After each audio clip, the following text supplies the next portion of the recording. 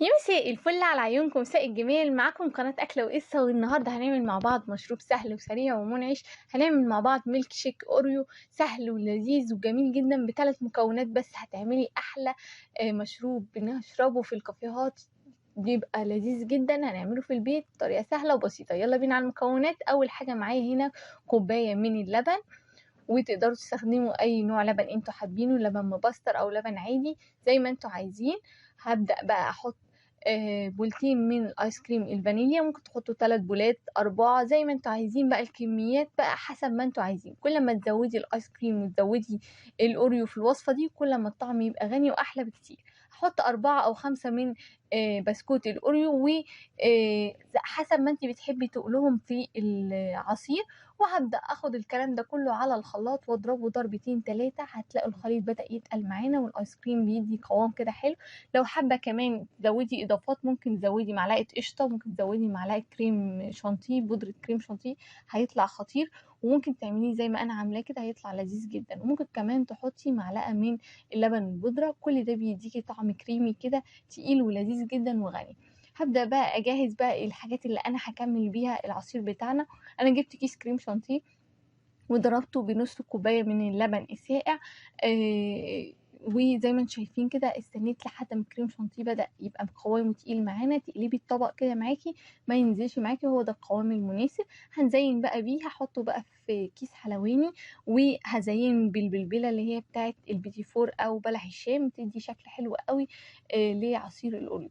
طبعا الكاس اللي انتوا هتستخدموه دلعوا بقى نفسيكم. انا اجيب الكاس بتاعي ده، وهبدأ احطه في شوية من الشوكولاتة السايحة الخام، وهحط عليه من بره بقى شوية من قطع الأوريو. ممكن تحطوا عليه شوية من برينجلز الألوان، حبة من الفارماسي، أو شوكولاتة مبشورة زي ما تحبي. ممكن تسيبوه سادة زي ما انتم شايفين كده. وهجيب كمان صوص الشوكولاتة، وهبدأ أحط كده في الكاس بشكل عشوائي، يعني بشكل غير متساوي، بحيث لما أحط العصير عليه يديني طعم حلو قوي وشكل زي اللي احنا بنجيبه في الكافيهات بالظبط.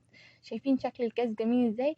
انا التزيينه اللي من فوق دي زي ما قلت لكم شويه من الشوكولاته الخام وحبه من القطع بتاعه الاوريو، تدي شكل حلو قوي للكاس بتاعنا. حطيته في التلاجة لحد ما الشوكولاته دي مسكت معانا. وبعد كده زي ما انتم شايفين حطيت صوص الشوكولاته. شايفين بقى القوام بتاع العصير او الاوريو الميلك شيك، حاجه كده جميله وقوامها تقيل ولذيذ جدا.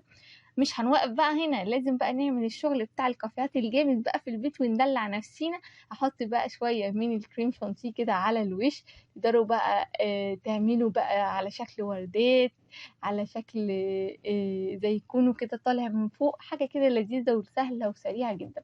سبت بقى شوية من الأوريو بقى وإيه وكسرتهم حلو قوي عشان أحرشهم على الوش، وقطعتين كده من الأوريو أحطهم في التزيين، بيطلع شكله حلو قوي.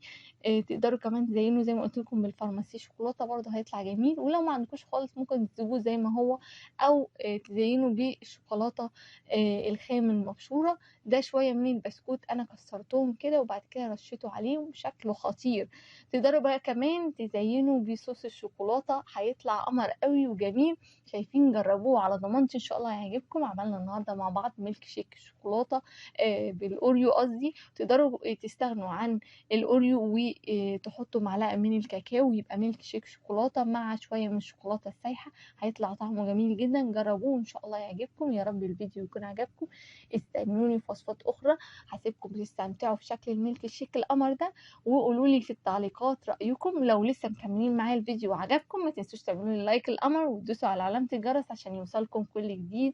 ولو حابين وصفات معينه اكتبوا لي تحت في التعليقات، بشوف كل تعليقاتكم، وان شاء الله اكون عند حسن ظنكم واعمل لكم كل الوصفات اللي انتوا حابينها. انتظروني في وصفة اخرى. باي باي.